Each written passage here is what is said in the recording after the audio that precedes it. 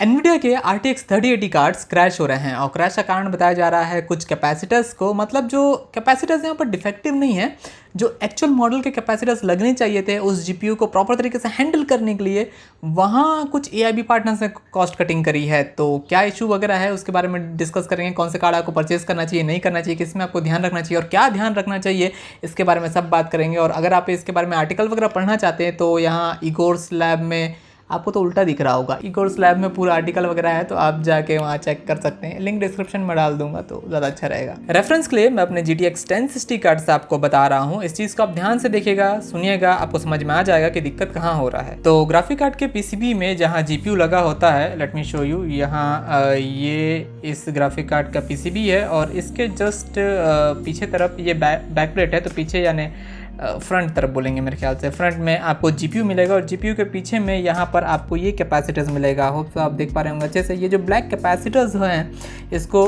हम POS cap या polymer capacitor भी बोलते हैं। तो इन कैपेसिटर्स का काम ये है कि ये हाई फ्रिक्वेंसी करंट या जिसको हम इलेक्ट्रिकल नॉइज भी बोल सकते हैं उसको फिल्टर करे, जिससे जो GPU है वो हाई फ्रिक्वेंसी में भी स्टेबल बना रहे और क्रैश ना हो। ये जो नॉइज फिल्टर कैपेसिटर्स हैं बेसिकली आपको दो टाइप के यूज़ में दिखेंगे। पहला है पॉस कैप पॉलीमर कैपेसिटर्स जो मैं ब्लैक वाले आपको दिखाया वो, दूसरा है MLCC multi layer chip capacitors. बात यह है कि जो पॉस कैप है पॉलीमर कैपेसिटर वो सस्ते हैं और जो MLC कैपेसिटर्स हैं वो महंगे हैं, और सारी गड़बड़ इन्हीं दोनों के कारण हो गई है। बेसिकली जो पॉस कैप है सस्ते वाले उनके वजह से। जिस ग्राफिक कार्ड में इलेक्ट्रिकल नॉइज को फिल्टर करने के लिए सिर्फ और सिर्फ पॉस कैप्स का यूज़ किया गया है, वो ग्राफिक कार्ड क्रैश हो सकते हैं, या फिर उन ग्राफिक्स कार्ड में क्रैश होने के जो चांसेस है वो काफ़ी ज़्यादा है। सीधा सा बात है कि वो इफेक्टिव तरीके से नॉइज को कैंसिल नहीं कर पा रहे हैं। RTX 3080 में ऐसे 6 पॉस कैप्स दिए गए हैं, यानी टोटल 6 जगह में पॉस कैप्स लगे हुए हैं। और यहाँ पर कुछ ब्रांड है जो मिक्स मैच यानी मिक्स करके लगाए गए हैं, यानी पॉस कैप्स और MLCs दोनों को मिक्स करके लगाया गया है। कुछ जो ब्रांड है जैसे ASUS वो टोटल पूरे MLCs यूज़ किए हैं, पॉस कैप्स का एक भी यूज़ नहीं किए हैं। तो ऐसे टाइप के ब्रांड है जिसके बारे में आगे मैं आपको बताऊंगा। और जो पॉस कैप जो MLC है वो थोड़े अलग टाइप के हैं, मतलब MLCs छोटे हैं तो उनको 10 के ग्रुप में लगाया गया है, यानी 10 MLCs is equal to 1 pos cap, ऐसा हम बोल सकते हैं। इस तरीके से वो ग्रुप में लगे हुए हैं, तो जिसके बारे में आगे आप देख के समझ जाएंगे डायग्राम वगैरह में। अब यहाँ पर देखो, GPU में हमें एडवर्टाइज्ड बूस्ट फ्रिक्वेंसी मिलती है। फॉर एग्जांपल ले लो 1800 मेगाहर्ट्ज। तो जब हम एक्चुअल में काम करते हैं GPU बूस्ट के कारण, जब यूज़ करता हूँ उसे, GPU बूस्ट के कारण जो फ्रिक्वेंसी है हमें बियॉन्ड 1800 की मिलती है। फॉर एग्जांपल 1900, 2000 मेगाहर्ट्ज, इस टाइप की फ्रिक्वेंसी हमें देखने को मिलती है अगर टेम्परेचर, वोल्टेज वगैरह सब चीज़ ठीक ठाक रहे, यानी हेडरूम वगैरह है वहाँ पर। तो वो जो GPU है, GPU बूस्ट का यूज़ करके जो ग्राफिक कार्ड है उसको ऑटो ओवरक्लॉक करता है। तो जिसमें polymer capacitors, pos cap, remember वो ब्लैक वन, हाँ वही,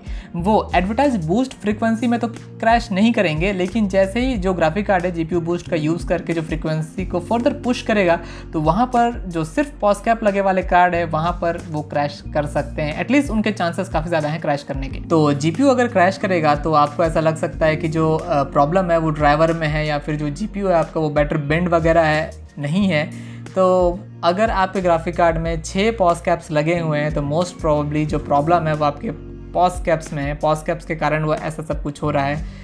आपके ड्राइवर में इशू नहीं है, GPU में इशू नहीं है, प्रॉब्लम उन पॉस कैप्स का रहेगा। और ये जो प्रॉब्लम है वो सिर्फ AIB कार्ड्स में ही है। फाउंडर्स एडिशन कार्ड में ऐसी कोई दिक्कत नहीं है, और ना ही सभी AIB कार्ड्स में ऐसी कोई दिक्कत है। मैं आपको बताऊंगा। कुछ AIB पार्टनर्स हैं जो कॉस्ट कटिंग के लिए पॉलीमर कैप्स यानी पॉस कैप्स को यूज़ कर रहे हैं instead of using MLCs। Pos cap सस्ते पड़ते हैं, MLCs महंगे पड़ते हैं, इस वजह से शायद। और यहाँ पर NVIDIA ने फाउंडर्स एडिशन में मिक्स यूज़ किया, मतलब जैसा कि मैंने आपको पहले बताया था कि कुछ ब्रांड है जो मिक्स यूज़ कर रहे हैं। मिक्स मतलब पॉस कैप और MLCs दोनों को मिक्स करके यूज़ कर रहे हैं। NVIDIA ने सेम ऐसे ही किया है। NVIDIA ने यहाँ पर दो ग्रुप MLCs का और 4 पॉस कैप्स को यूज़ किया, जिससे उसको ऑप्टिमल रिजल्ट मिला है। वो क्रैश नहीं कर रहा और बेटर परफॉर्म कर रहा है, उसमें कोई दिक्कत नहीं है, स्टेबिलिटी अच्छी है। ऐसे ही दूसरे ब्रांड्स भी हैं जो दूसरे AIB पार्टनर्स भी है, वो भी इसी टाइप के यूज़ कर रहे हैं, और कुछ सभी MLCs यूज़ कर रहे हैं जैसे कि ASUS वगैरह।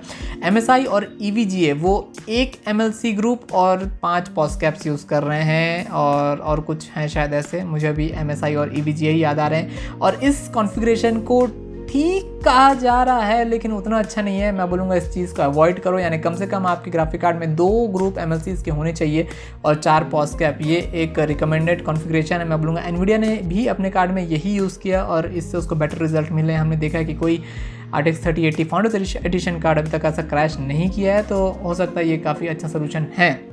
तो मेक श्योर जब भी आप कार्ड वगैरह लें तो 2 MLC ग्रुप आपके कार्ड में ज़रूर हो, इंस्टेड ऑफ दैट 1 और कुछ भी नहीं से तो अच्छा है 2 तो रहें ही रहें। और जैसे ASUS का जो टफ कार्ड है RTX 3080 में, वो पूरे के पूरे जो 6 हैं 6 ग्रुप MLCs का यूज़ कर रहा है, तो वो वहाँ आपको बेटर स्टेबिलिटी मिलेगी।